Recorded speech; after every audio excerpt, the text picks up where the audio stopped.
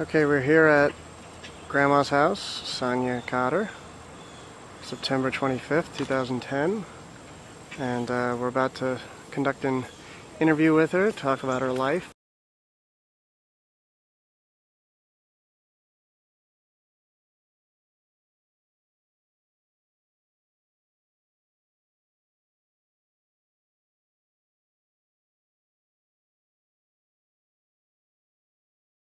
I was born in Falkenberg, Sweden on March 6, 1922. My father came to the United States 6 months after I was born, 1922. So I lived for 7 years with my grandmother, that was Farmore, on my father's side. My mother and I lived upstairs in her house, and they lived downstairs. And my sister lived with my other grandmother, which was Mormor and Morfar, in their house, which was like 3 miles away. My father's name was Elis Arthur Billing, and my mother was Anna Sophia Nilsson. Why were you separated? I guess it was mainly because of, my mother had lived with her mother after my father left. But then I guess it was too much to have everybody together. So one took one child and the other one took the other child. And how long were you saw each other often, you and Ann? I think so. I can't quite remember how often, but it wasn't too far. It was like 3 miles. I remember walking there. It seemed like a really long walk, but we did walk there, so it couldn't have been too long. Okay. And how long was that setup? That was 7 years. 7 years. Yeah, we came here. My mother and my sister and I came here in June of 1929. So your father was 1922. Right. Here, and what was he doing for those 7 years in America? Well, he worked as on a ship, like a seaman, and then he also worked as a machinist in Bridgeport. He came to Bridgeport because he had friends there, and there also was a lot of work there at that time. But unfortunately, in September of 1929, there was a Wall Street crash, and there was no work. Right. So if we hadn't come in June, I don't think we ever would have come. So did he called for you and your mother because he was ready for his family to come over? Right, I guess he saved enough money to pay for us to come over, which was 7 years, which is a long time. So I never really knew him at all. And my sister knew him. She was only, she was 2 years older than I was. So she didn't know him too much either.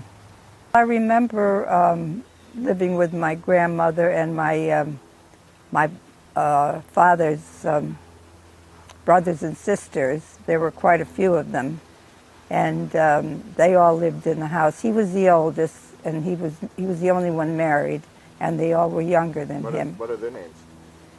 Oh, let's see. I have their names here. There was he had 6 siblings: Carl Gustav, Gunnar, Shestin, Hedvig, Helena, Evald, and I guess that was it. And his father died in 1918 in the flu epidemic, and coincidentally, my husband Ed, his mother died in the flu epidemic in 1918 also. And then my Mormor, on my mother's side, she had 2 sisters, Bertha Lindstrom, who had 5 children, and Ellen Anderson, who had 4 children. So a lot of family over there. Right, a lot of family. Did you see all these people often, or was it once in a while? As I remember it, I saw more of the people on my warmer, my father's side, because I lived there, than I did on the other side, and saw more of the other people on my other grandmother's side. And then it's decided that you're going to come over. Right. As a child, did you feel like was it said to you, or did you feel like you may not see any of these people again? Well, I was 7, and it really didn't affect me that I can remember too much. But my sister was 2 years older, and she had been to school in Sweden for 2 years, and I hadn't been to school. They start at 7. So when my grandfather brought her over from their house to where I was living, she was crying, and she said to him when he left, give my love to Warmer.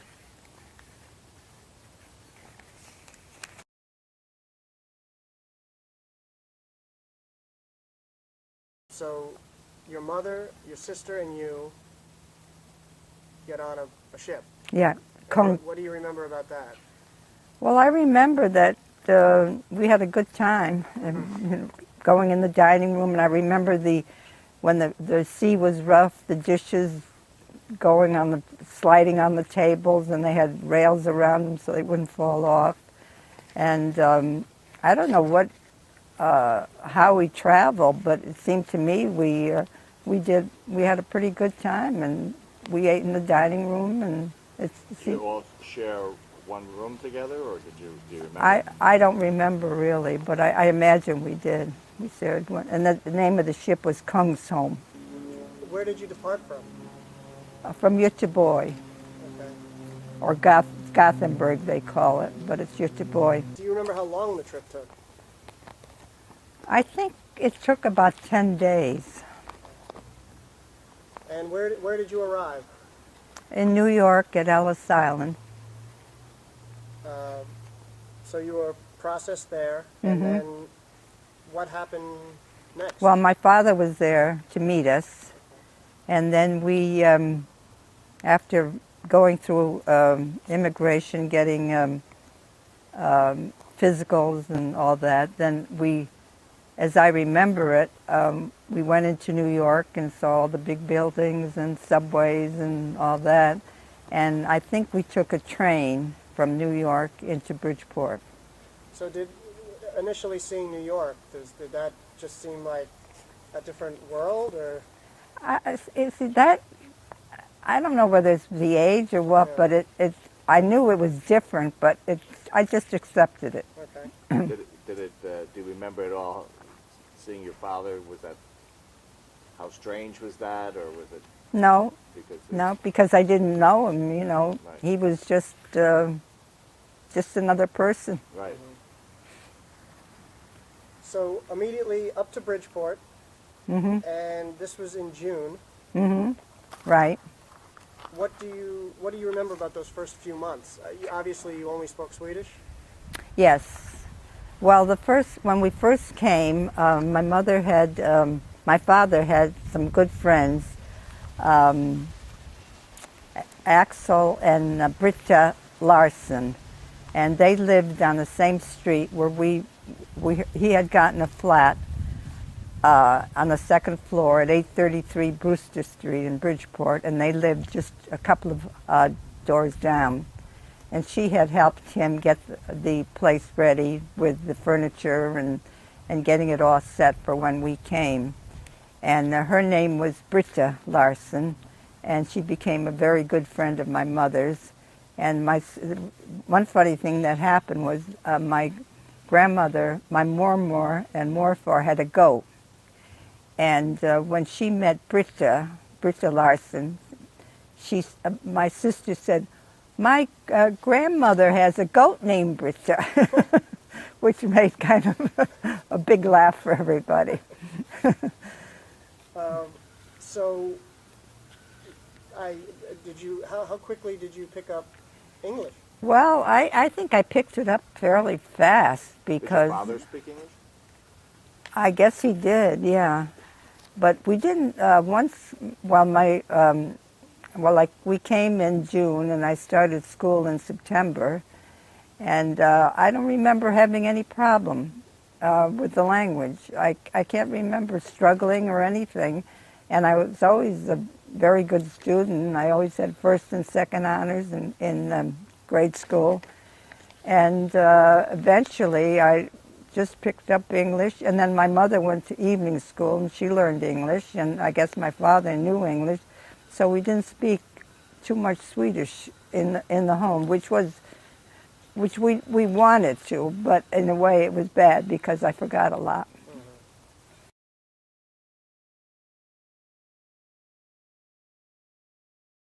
In 1929, the stock market crashed, and everything went downhill. And my father, I don't know what he was doing at the time, but he lost his job. And we moved, I guess, from this place where we lived to a cheaper place. And then we moved from that place. We lived on the first floor, and then we moved to the third floor, which was cheaper yet. So that was I mean, it didn't affect, I mean, it affected my mother and father a lot more than it did me, because I think as a child you accept it. Although I knew we were poor and we were having a lot of problems. And then, unfortunately, my father, we were only there for 5 years when he died. He had Hodgkin's disease, and because he was 3 years younger than my mother, so he was only like 32 or 33 years old at the time. So before he got sick, was there ever any talk that you know about to go back to Sweden? Not that I knew about, no. I think probably it would have cost too much money, and he probably didn't want to go back. I really don't know. He did have an alcohol problem, and of course I don't know whether that was prohibition then or. It was when you got there. Yeah. So, and actually that's a question I have kind of right around this area. Right. Probably tough for a 7-year-old to know these things, but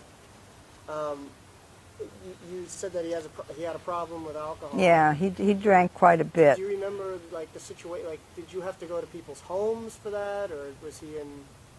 I don't know whether I think they made some of it themselves too, but they always seem to have alcohol around. There doesn't seem to be any problem with getting it. Do you remember the year your father passed away? I think it was, let's see, 29, I think it was 1934. My mother was 31, so he was 20. He's younger than your mother? He was 3 years younger. Wow. Yeah, so he was very young, when they were married. He was like 19, I think. So she was 31, 30, 29, 28. So did you, after the crash, right, and after the move, right, was it all new friends? Did you? No, it was all more or less in the same neighborhood. And we went to Black Rock School, which I loved, and had a lot of friends there. So we didn't change schools or anything. Amelia Earhart came to your class? No, she didn't come to my class, but she was speaking at a high school in Bridgeport. I think it was either Central or Harding High School, and I was editor of the school newspaper. So they picked me and another boy to go there to see her.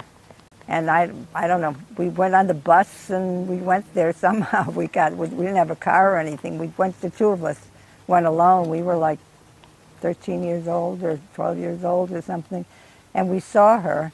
And then I wrote an article for the newspaper about it, which unfortunately, I've kept so many things, but I don't seem to have that. But I think shortly after that, she was killed. Like maybe 6 months later, she was killed. You had a very famous pen pal. Oh yeah, Jimmy Stewart. I used to send for autographed pictures of all the movie stars, and I have a whole bunch of different ones. some of them were just standard things, and others were, real signatures and all.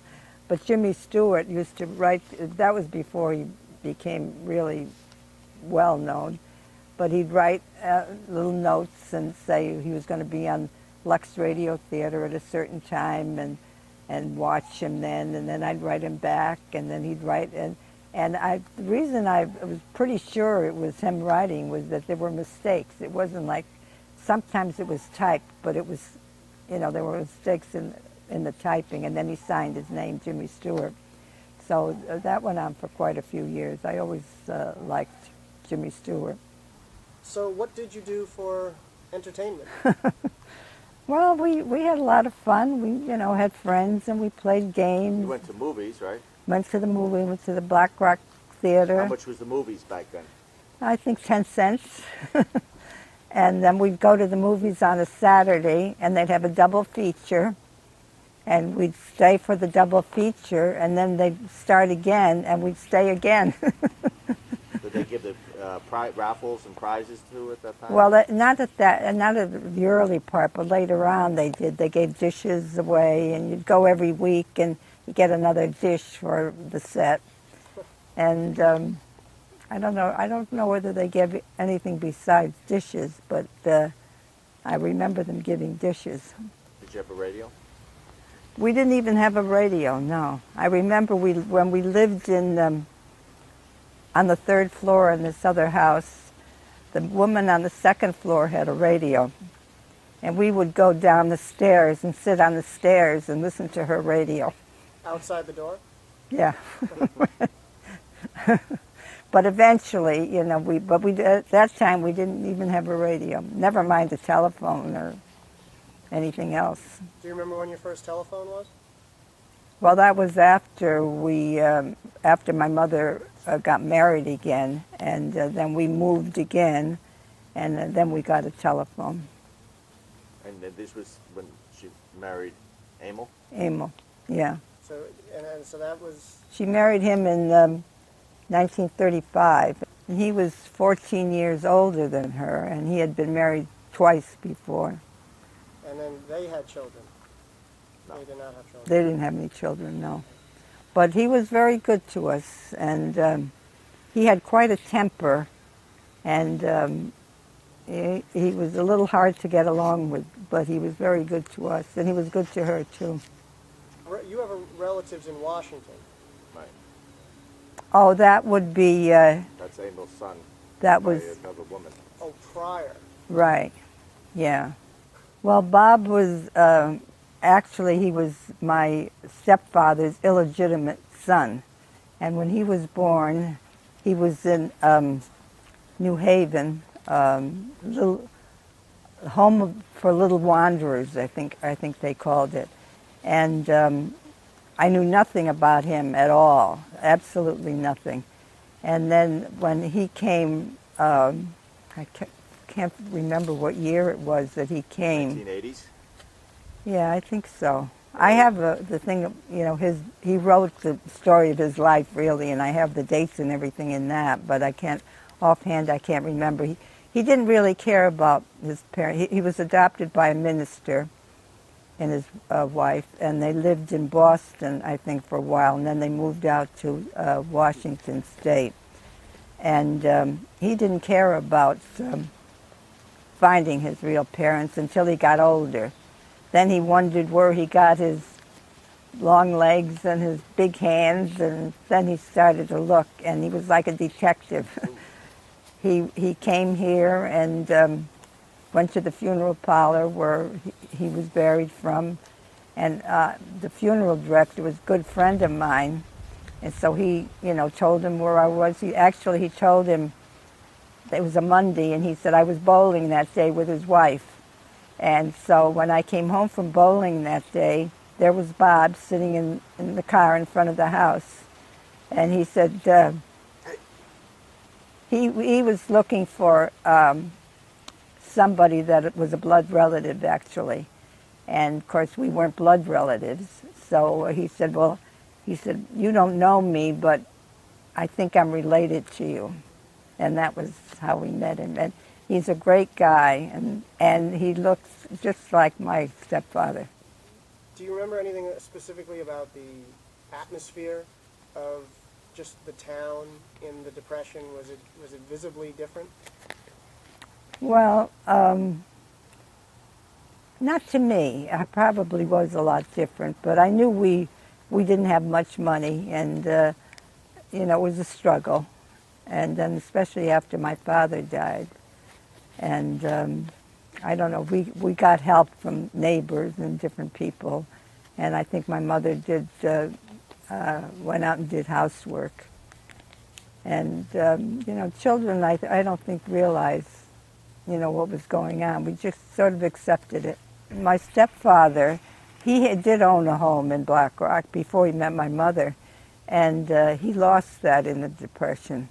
But he did own a home. But most of my friends, they were renting, but there were some people that lived in the more expensive neighborhoods near St. Mary's, and they owned their own homes. But they were you might say, the other side of the tracks. So there were some people there that did have money, but a lot of them, they were sort of in the same boat.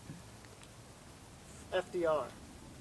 Oh, yeah. And your thoughts on him? You've had a couple of thoughts to me. You've said a few things to me over the years about him. Well, FDR was the only president I ever knew for years and years. I thought President Roosevelt, that was the only president I ever knew. And we just thought, after the Depression, he put in Social Security, and he put in so many reforms and things. We just thought, he was God.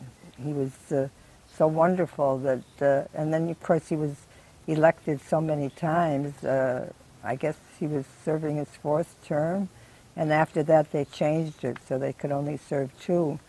But I remember that when he died, I was working in Bullard's at the time. A friend of mine and I were going to, we were taking a class at the Bridgeport Gas Company, a cooking class, after work at Bullard's. So we went out from work, and then we went to eat lunch in a place in Black Rock restaurant before we went to the class. And while we were at that class, we heard the announcement that President Roosevelt had died, and that was a big shock too. Did you know he was sick? Was it public knowledge? I'm not sure. Whether they. I know it was a big shock when he died. Yeah, but he wasn't really. I always thought he was old, but he really wasn't that old. He wasn't that old when he died.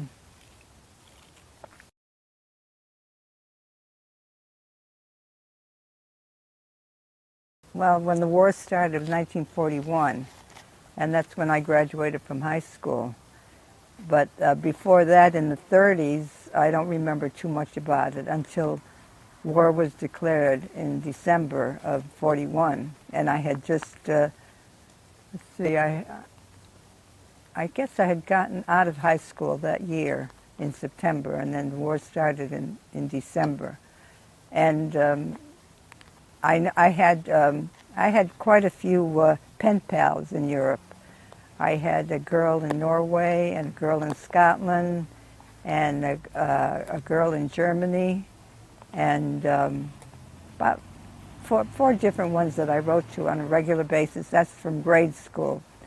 And I remember the girl from Germany, I sent, of course, to me, I didn't realize, they were our enemies.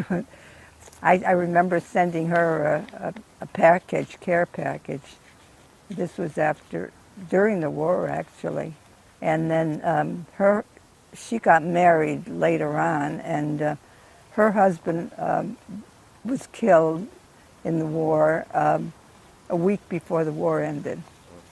So I wrote to her after that too, but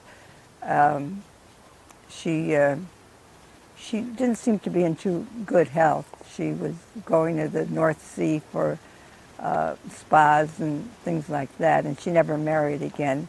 When we went to Europe the first time, I wanted to get in touch with her, but I couldn't seem to get in touch with her then. Was it Pearl Harbor that really brought this all to attention? Right, yeah, yeah. To your attention? Yeah, that was December 7th, yeah. Do you remember that day? Oh yeah, I remember it very well. We were having dinner on Sunday dinner in the dining room, and we had radio on, and came across the radio that Pearl Harbor was attacked and we were at war. And I remember that very well. What did you do after you graduated high school? Well, I went to work. I think I got an ad in the paper, and I went to work for the Canfield Rubber Company on Railroad Avenue in Bridgeport. And I did office work, and I remember I did work on, and then I went to Not computer, calculator. Or? Calculator, and I went to school at the Booth and Bayless Business School to get more proficient in that. But Shorthand. Shorthand, yeah. I had shorthand and typing. I took a commercial course in high school. So I stayed there for, I don't know, maybe a couple of years.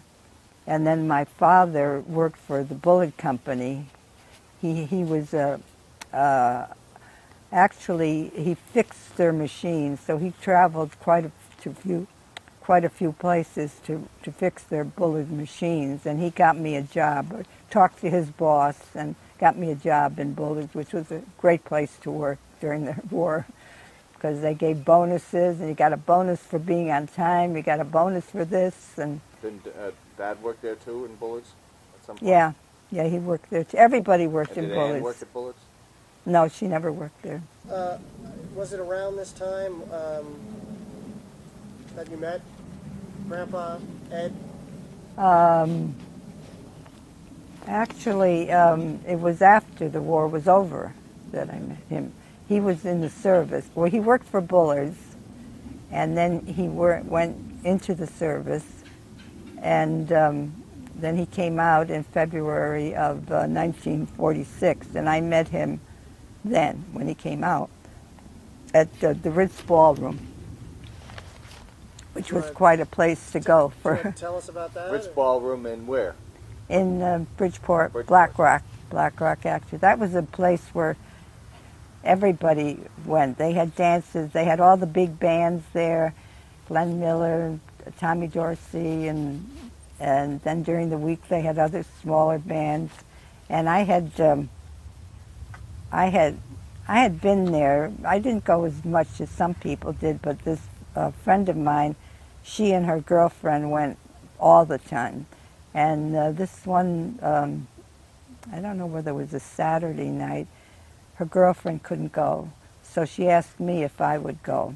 And I said, all right, I'll go. So that's where I met Ed then in February 46. And he was a good dancer, right? He was a great dancer, right? He was, whenever we went any place, everybody wanted to, they came up and said, say me a dance. My husband doesn't dance. And so everybody wanted to dance with him. And what did he do in the war? He was in the Naval Air Corps. He went to Pensacola, Florida. And he didn't join until when? Well, he was 43 actually or in. 44? Yeah, he was in for 2 years.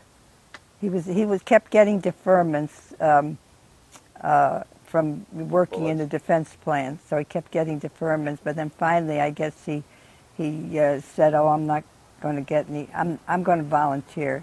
So he did, and then he went. He went in there, and he was in for just about 2 years, and he was before he went into the service.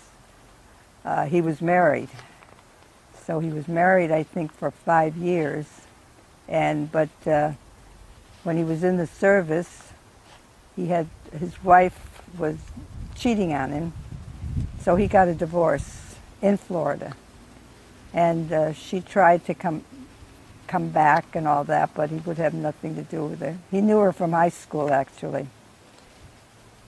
So how, you two got married, it sounds fairly quickly. Yeah, we were married after 4 months. We were married in June of '46. I have a couple of questions about his early life, if you know much. Yeah. Do you know where he was born? Actually, he was born in Bridgeport, Bridgeport. 1918. Okay. And as I said before, his mother died when the flu epidemic, and when he was 6 months old. And so his father was left with, he had a sister, an older sister, who was Edna, who was, I think, 4 years older than him. So he had the 4-year-old and the baby. Did his father remarry? His father remarried, and typical terrible stepmother. And he was in an orphanage for a while because he really couldn't take care of 2 children. So he was in, I don't know for how long, not too long, but somebody wanted to adopt him when he was in there. And then he told me he was a very wealthy man, but his father wouldn't let him adopt him. So then eventually he went back with his father and his sister, and they lived with his father's sister, Aunt Mame. And they lived with her until the father remarried. A woman who was a single woman, but from what I heard, she was just terrible. They moved up to Woodbury and Southbury, up in that area, and sort of like a farm thing. I remember they had we used to visit them, and they'd have the Christmas tree still up there in July. She was kind of a character. So I have a specific question about the Babe Ruth ball. Oh. Do you know that story or much about that? Only that he was at the game, and Babe Ruth hit that ball, and I don't know. He must have caught it, or somebody caught it, but he had the ball, and then he went and had Babe Ruth sign it. That day. Yeah, that day. And it was his only ball. Yeah. Because he then played with it, right? Yeah, right. Yeah, he played with it, which was a big mistake, but At least they didn't lose it. he didn't realize, that was going to be, 1960 ball. which he gave to my son Wayne afterwards. And what do you think that is worth now? It's hard to say. It's the clean one is worth a real lot. That I don't know.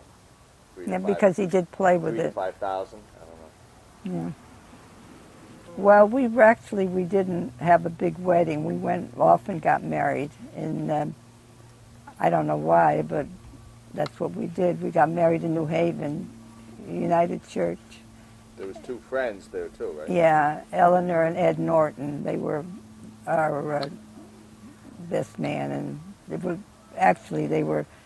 he was a friend of Ed's, and they were there, and we went to Seven Gables afterwards for wedding reception, just the 4 of us actually. And then the next day we came home and we told them we just got married. And they weren't too unhappy about it. They just accepted it, I guess. They liked him anyway. At that time, we didn't have a car, and Ed had a friend he worked with in Bullards who had some kind of a business, I guess it was like a roadside stand or a restaurant or something like that in Kent, Connecticut, and also cottages that he rented out. So we decided that we would go there to Kent for our honeymoon. And so, not having a car, he was going up there on the weekend, so he drove us up there, and we rented this place where we had a little cottage and went swimming, and then I don't know whether we ate with them or what, but he and his wife were there, and we stayed there. I'm not sure the how long, but I think maybe a week, maybe less, but not too long.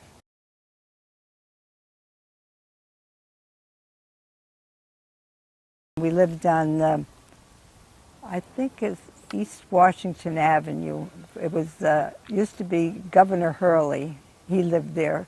He was governor of Connecticut, and they sold the house and they renovated and made it into apartments.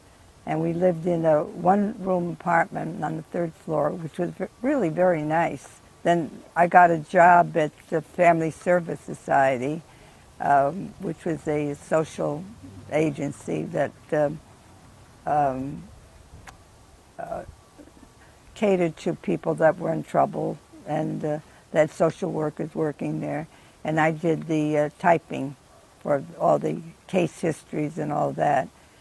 And so then when I was working there, the head of the agency lived on 8 Beechwood Avenue in Bridgeport, which was a very nice apartment house, a lot of people that were lawyers, and I remember a rabbi lived there, and she was transferring, and so she actually gave us the apartment. She said, well, you can move in, which she wasn't supposed to do.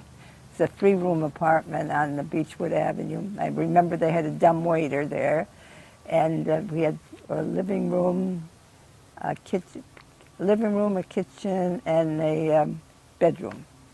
But it was on the 3rd floor, but it was very nice, and that's where Wayne was born in 1949. It was quite a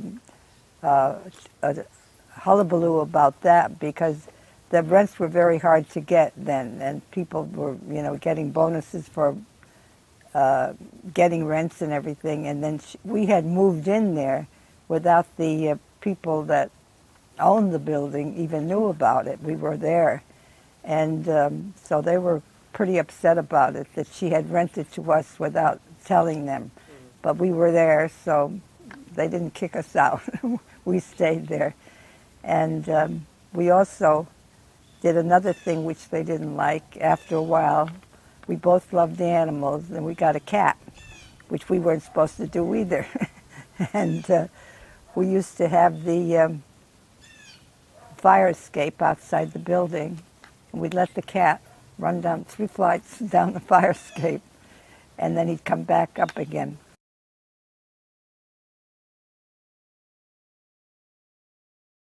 The next year, 1950, we moved to 797 East Broadway in Stratford.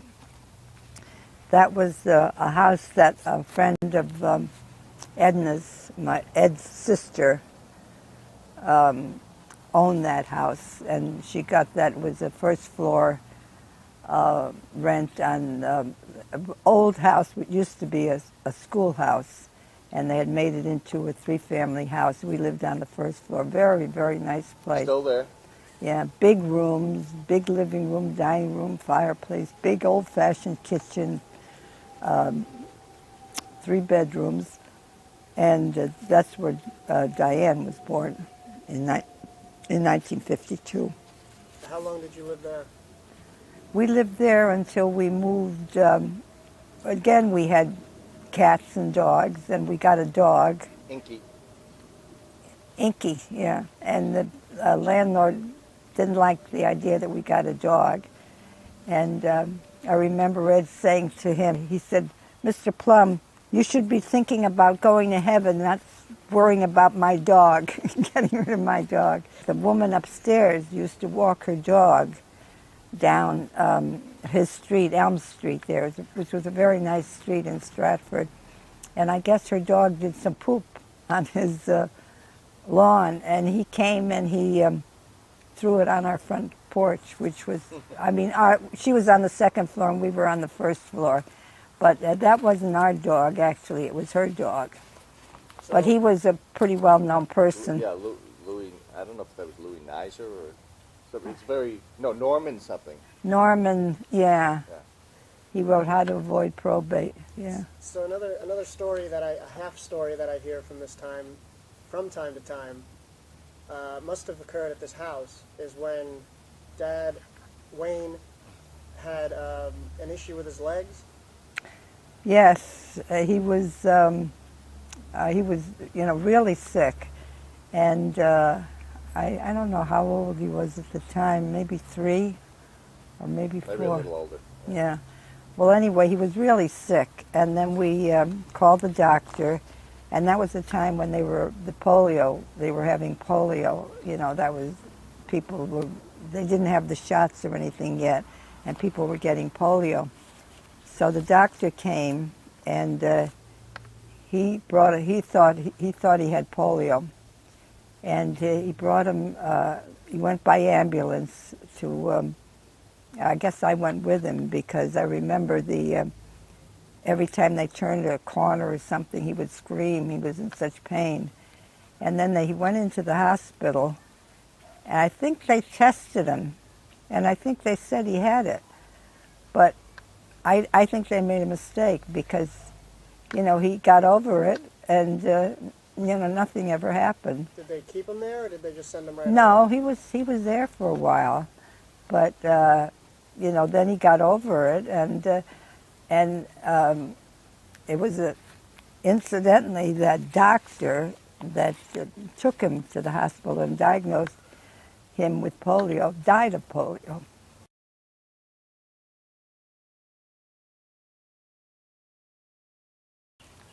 Ed was working at Clark's, and he was manager of the Colonial Furniture. He was a very good salesman, and he always liked selling. And after he was with the cigar company first, and then he went into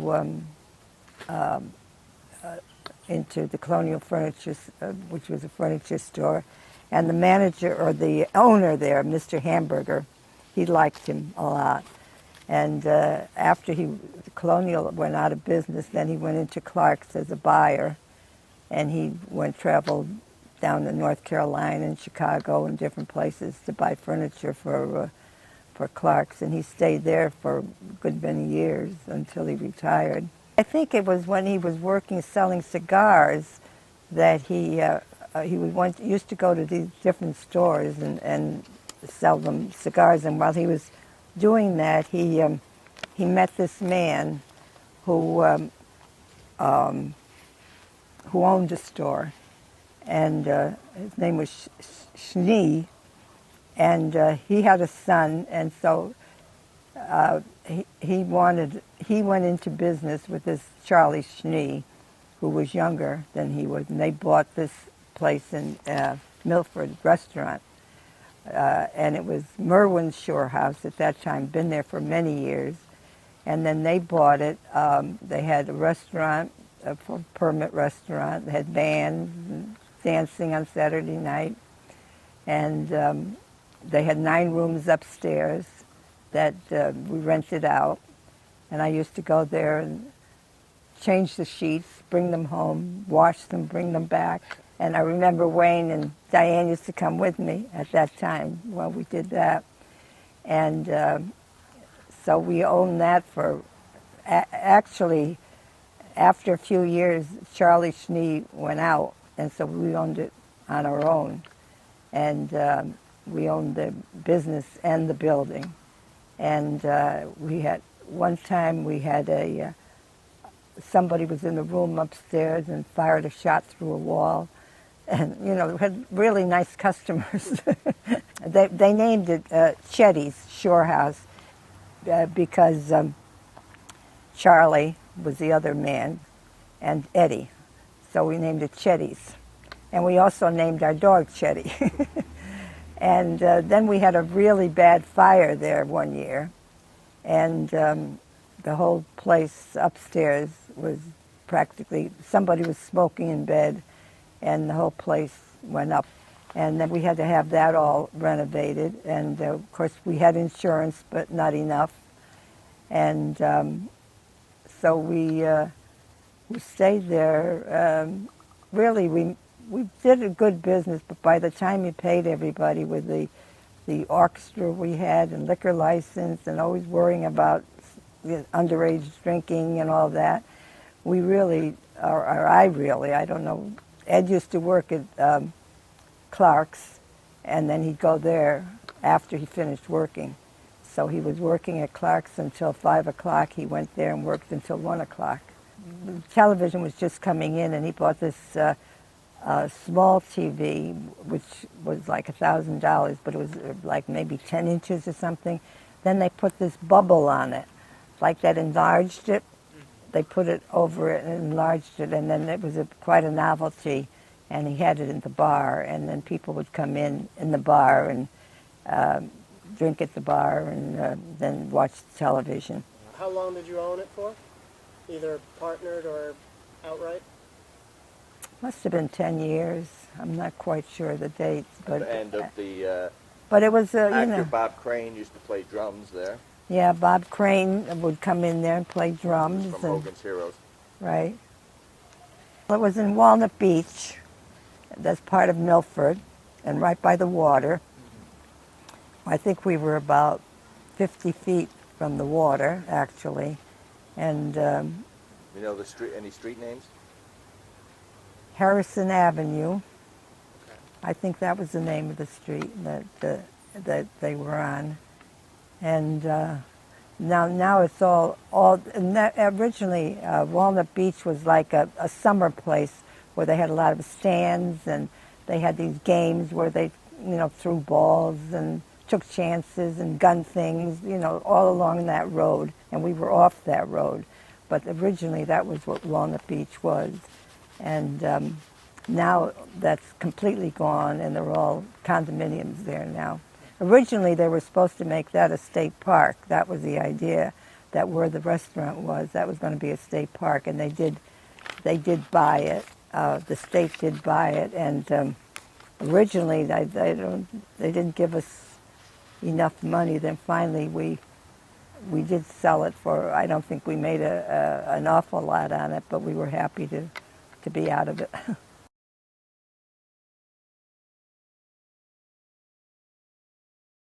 We started looking for some place because of that, because he said we'd have to move because we had the dog, and actually the dog had puppies too. The dog had puppies. I guess he heard about the puppies, then he really didn't want us to be there. So then we started looking for a place, and we looked. Actually, I looked in the paper, and I saw the place in Stratford, or in Fairfield, where we moved to in 1956. Is that the house that we're at right now? Right, the same house. At that time, of course, houses were a lot cheaper than they are. It was 53 years ago. And the people that lived in back of us here, he was a postman. We had seen this house, and he said, "Oh, that's right in back of me." And so we had a real estate agent, and the we were getting a GI mortgage because you got a low interest rate on that. And the real estate agent kept telling us, "Oh, you're never going to get that. It'll take you months and months and months. Those GI loans don't go through." And he just discouraged us from it. So he told him, the mailman, that. And so he knew the people that owned this house before. They had already moved, so the house was empty, but he knew where they were. So he called them up, and he told them that this real estate agent was discouraging us from buying it, and he didn't seem to think we could get a mortgage. And so they said, "That's ridiculous. Tell them to, whatever they want. If they want to pay the price, they can have it." So he told them, and he told the real estate agent, and he was furious. He wanted to buy the house himself at a low price and then maybe do a few things, because it needed a lot of work. We had an old garage that we had to tear down, and it needed a lot of things. But he probably was going to do that and then sell it at a bigger price. So we got it. And we paid $15,750 for it in 1956. One time I remember when we were being made members of the church, the minister was here, and he was downstairs talking to us, and Diane was upstairs screaming, and she was with my aunt Mame was with her, and we thought, what's the matter with her? And I went up to her and she said, would you please be quiet? You know, the minister's downstairs, and he's trying to talk to us, and she just kept screaming and screaming. Well, then finally, after he left, she was still screaming, so we called the doctor. She had a broken leg. She had slipped on the floor and gone under the bed and broke her leg. Who would have thought that? We just thought she was being obnoxious. And then she had to go to the hospital, and she was in traction with her leg up, and for a couple of weeks, I think.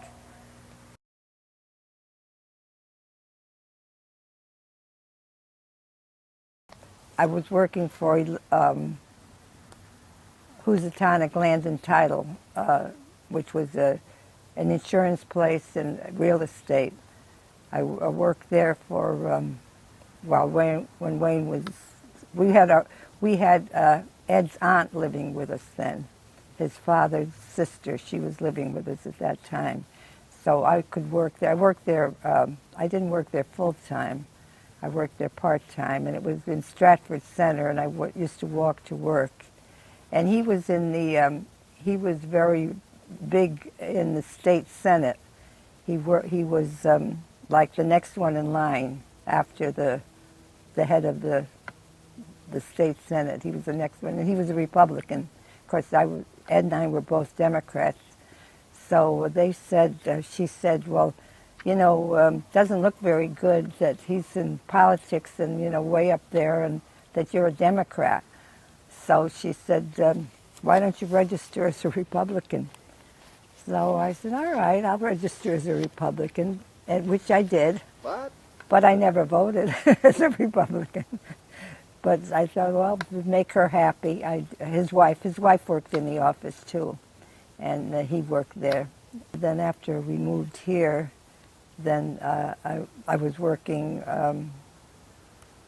I don't know how long after. I think for quite a while I didn't work at all, but then I worked for Dr. Keelan, which was my niece's husband. He was a psychiatrist and had an office in Westport, and I worked for him for quite a few years, part-time. He had an office in Westport and Milford, and I worked both places. And then after I worked there until really, I retired really at 60-something.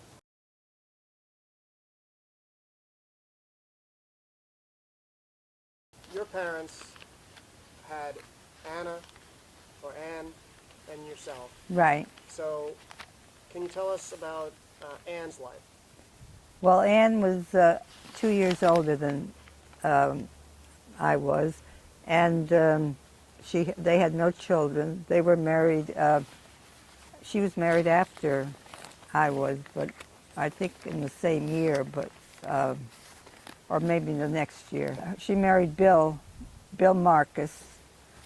They went together. He was in the war. He served in Italy, and he served an active duty in Italy, and Italy I remember. I don't know where else he was, but he was in for maybe 4 years, quite a long time. And then when he came back, they were married, and they bought a house in Fairfield, had lots of dogs, loved dogs, and they had a nice place in Fairfield on the Winnapaug Drive, where they had a lake right in back of the house where the kids used to go and swim, and we had good times there. They had a lot of picnics, and she doted on Wayne and Diane, but mainly Wayne, and loved both of the kids because she had none of her own, and so she really spoiled them. I mean, at Christmas time, she would buy them so many presents that they covered the whole floor.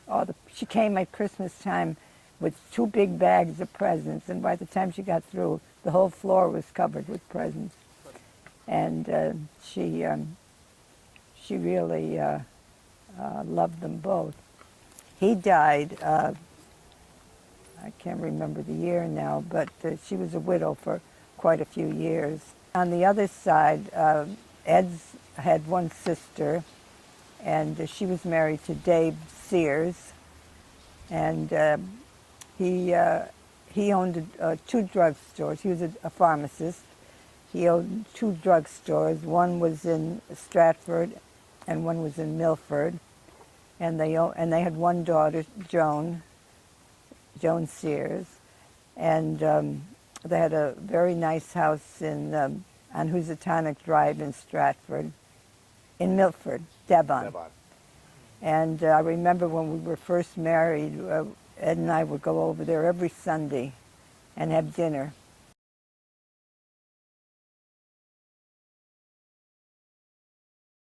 Wayne was born in 1949. Diane was born in 1952. Graduated from Gettysburg in 1972. And Diane graduated from Muhlenberg in 74, I guess. No, 75. Yeah. And then he married Sue Olson in 1974, and they had 2 boys, Eric and Tim. And Diane married Joseph McGrath, and don't have the year. Oh, and then Eric and Kat, his wife, have a son, Aiden, now, who is about 7 months old now. And Wayne and Joe had 2 boys, Connor and Devin. And neither one of them are married. Tim just got married. Who? Tim. Oh yeah, Tim was just married in this past May, and we had a lovely wedding to Katie. We've just been talking again with Sonya Cotter. We're at her home, and hopefully on this tape there's going to be a little bit of her home on the video, and we'll be showing you around the house that she's been in for 54 years, and some of the photos that predate her. So that's it for now, and thank you very much. Thank you. All right, and we'll end it here.